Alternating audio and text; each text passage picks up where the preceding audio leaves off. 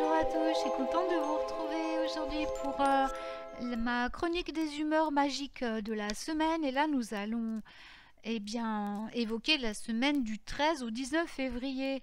Alors, c'est la semaine de l'amour, hein. Voilà, tout est placé sous le signe de l'amour cette semaine, comme vous allez le voir, d'un point de vue magique, hein. Donc, nous commençons par le lundi 13 février 2023. Alors, nous sommes honorés par la présence du dieu nordique Frey ce jour, avec des nouvelles d'abondance, de succès, de richesse, de santé et de prospérité. Comment peut-il y avoir mieux que cela? Avec une semaine orientée sur l'amour, bien sûr, et l'abondance. Vivez cette aubaine incroyable avec un cœur plein de paix, de joie, de gratitude, d'accomplissement. Il n'y a pas de limite à ce qui est possible pendant cette incroyable fenêtre d'opportunité. Utilisez cette énergie divine et remplissez-la de possibilités. Ne laissez aucune porte non ouverte, aucune pierre non retournée. Embrassez la vie dans tous les aspects possibles avec un sourire qui illumine votre visage, et puis en accueillant le bonheur, un mot gentil, un câlin. Lâchez-vous. La lune est en dernier quartier. Elle passera du signe du Scorpion au Sagittaire au cours d'un vide de course qui débutera à 23h52 et se terminera à 1h31 temps universel. Mardi 14 février, c'est la Saint-Valentin. Alors on va mettre le cap sur la magie amoureuse, principalement dans la cuisine. Alors je vous réfère à ma petite chronique culinaire sur Witches Radio, dans laquelle j'ai donné une recette de poulet. Je vais les mettre également sur YouTube. Alors, voici quelques plantes et herbes à ajouter à votre cuisine ce soir. Mesdames, saviez-vous que le parfum de la lavande était utilisé pour attirer les hommes? Et ce, depuis les temps anciens. La cannelle, qui est une autre de mes plantes favorites, on dit que la cannelle est aphrodisiaque. Le gingembre, c'est une plante qui va échauffer l'essence. Elle se suffit elle-même d'ailleurs, hein. Elle peut être utilisée pour aider à mettre votre partenaire dans l'ambiance. Le romarin est également un aphrodisiaque. Dans les temps anciens, les femmes portaient du romarin dans leur bouquet de mariée. Pourquoi? Parce qu'il est connu pour apporter amour et fidélité. Quant au persil, il a la réputation d'attiser la libido féminine. Donc, en résumé, allumez de l'encens à la lavande ou diffusez de l'huile essentielle de lavande, placez les tasses de thé au miel et à la cannelle sur votre table, débutez avec une salade colorée et épicée au gingembre, suivie d'un poulet rôti au romarin avec un peu de persil rouge, des patates douces. Je vous réfère à ma recette de la Saint-Valentin. Pour la touche finale, pomme au four et sa sauce au chocolat pour le dessert. Et souvenez-vous que si vous êtes célibataire, vous pouvez toujours profiter de l'occasion pour faire un joli rituel d'estime de soi et d'amour de soi. Aimez-vous et l'on vous aimera. La lune sera en dernier quartier en Sagittaire. Mercredi 15 février 2023, embrassez et intégrez votre propre énergie masculine et votre énergie féminine. C'est une condition préalable au véritable amour. Avant de pouvoir avoir une profondeur et une intimité réelle avec quelqu'un d'autre, vous devez être complet déjà en vous-même. Personne ne peut combler votre sentiment de manque ou de vide. Il n'y a pas de meilleure moitié, car les moitiés impliquent un manque de complétude. Il ne manque rien de vous ou de quelqu'un d'autre. S'offrir et être une personne à part entière est le plus grand cadeau de l'amour, et vous ne méritez rien de moins en retour.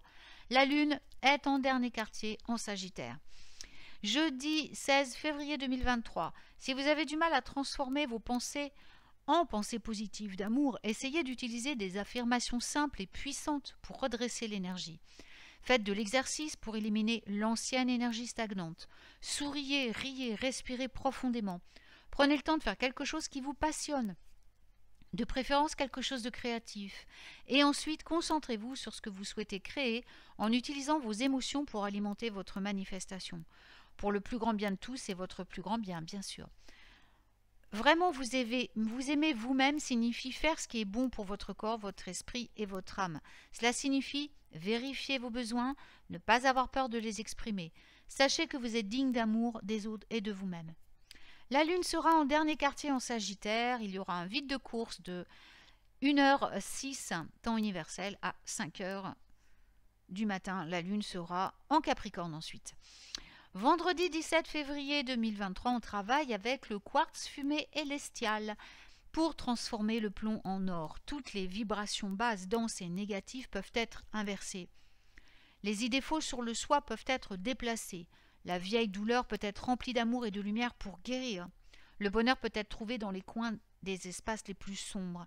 Même avec des souvenirs douloureux, peuvent venir des fragments d'énergie positive. Tout est mutable, tout est modifiable et transmutable.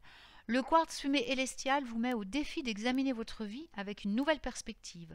En déplaçant votre regard des pensées de peur, de doute, de manque et de frustration vers des pensées d'amour et d'espoir positifs. Car comment pouvons-nous manifester la vie dont nous rêvons lorsque nous sommes coincés dans la boue des énergies denses inférieures?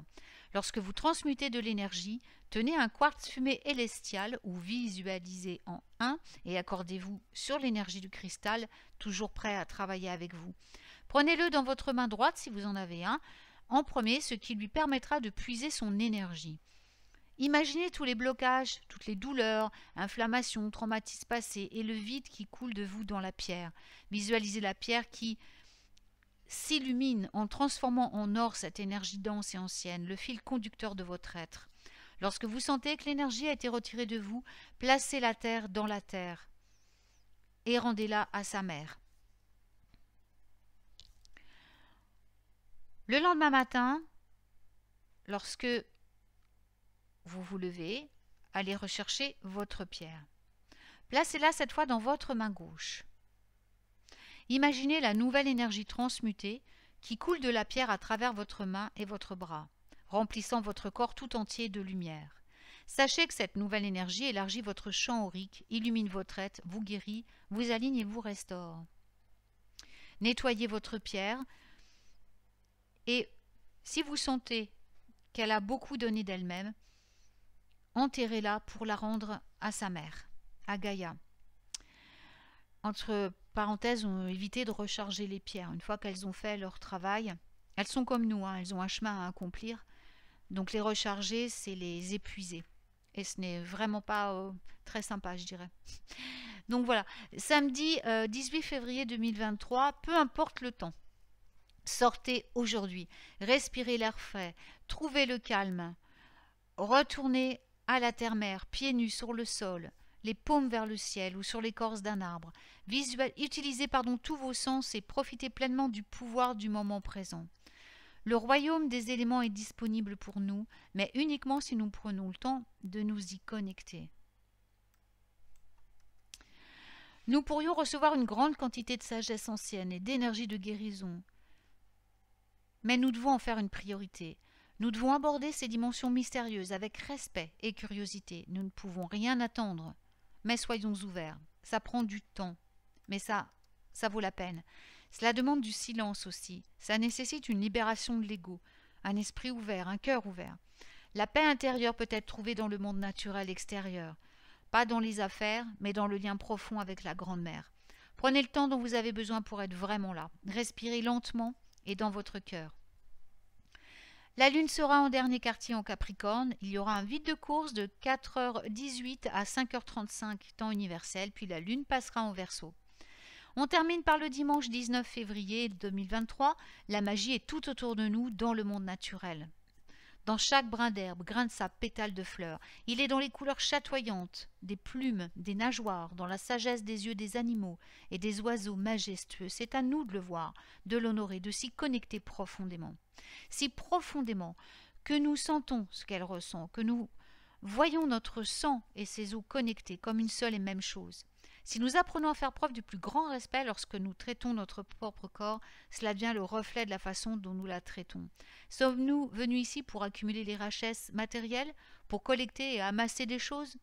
Ou sommes-nous venus ici pour découvrir ce lieu magnifique et magique qu'est notre terre, l'aider en déplaçant son énergie, en se rassemblant et en faisant une différence? Nous nous réveillons, nous nous souvenons, nous venons ensemble, nous transformons, nous sentons la connexion, le changement a lieu. C'est à chacun d'entre nous de faire les choix qui mènent à un mode de vie différent, équilibré et durable. Reposez-vous aujourd'hui avant la nouvelle lune de demain. Pas de magie.